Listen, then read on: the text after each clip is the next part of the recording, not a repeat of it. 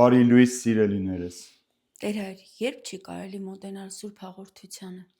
Գիտեք սիրելիներս, ինչքան որ անհրաժեշտություն ու կարևորություն է, որ մարդը մոտենա Սուրբ Հաղորդություն ստանա, որպեսզի փրկություն ունենա, այնքան էլ շատ զգուշավոր պետք է լինի, որպեսզի մեղքերով ծանրաբեռնված չմոտենա Սուրբ Հաղորդության եւ դատապարտության տակ գնի։ Դրանցից առաջինը պատկանում են այն մարդկանց խմբին,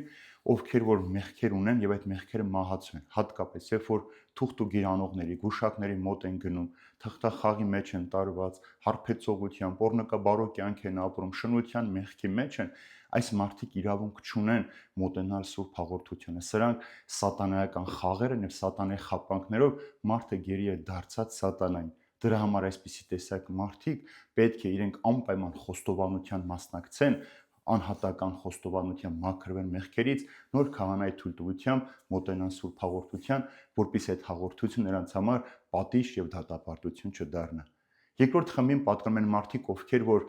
չեն հավատում, որ Սուրբ Հաղորդությունը հաց եւ գինու տեսքով Քրիստոսի իրական մարմինն ու այրունն է։ Եթե դու չես հավատում, որ դա Քրիստոսի մարմինն ու այրունն է, դու իրավունք չունես մոտենալ կասկածելով, որովհետեւ քեզ կդնես դատապարտության տակ։ Սա պարզ հաց չէ, սա պարզ գինի չէ։ Քրիստոսի արյունն ու մարմինն է, որ քեզ մաքրում է, սրբում է, կյանք է տալիս, քեզ հարության հույս է տալիս եւ քեզ վերջապես դուռ է բացում քեզ համար, որպեսզի Քրիստոս հաղթանակած գա մուտք գործի քո կյանքի մեջ եւ բնակվի քո մեջ։ Երրորդ խմբին պատկանում են այն մարդիկ, ովքեր թեև հավատում են, որ հացն ու գինին Քրիստոսի մարմինն ու այրունն է, բայց չեն հավատում նրա նորոգող զորությանը։ Այսինքն իրենք հաղորդվում են, բայց չեն հավատում, որ այդ հաղորդությամբ իրենք կարող են փոխվել։ Իրենց մեջ եղած մեղքը կարող է արմատախիլ լինել։ Իրենք կարող են այս մահկանացու աշխարհի միջից հավիտենական կյանքի կրողներ դառնան եւ Քրիստոսով ապրեն այս աշխարհի մեջ։ Չէ՞ որ Հիսուսն ինքն է ասում, ով այս հացից ուտի,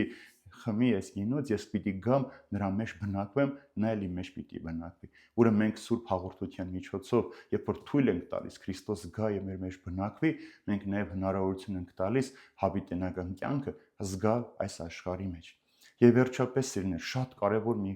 փաստ կա, որ մարդիկ երբեմն չարությամբ, ատելությամբ գալիս են պատարագի Սուրբ Հաղորդություն ստանալու։ Երբ որ դու որևէ մեկի հանդեպ ատելություն ունես, ոխ ունես, քեն ունես, իրավունք չունես մոտենալ Սուրբ Հաղորդությանը։ Սրա մեջ մտնում է նաև բամբասանքը, չարախոսությունը, կեղծավորությունը, թերահավատությունը,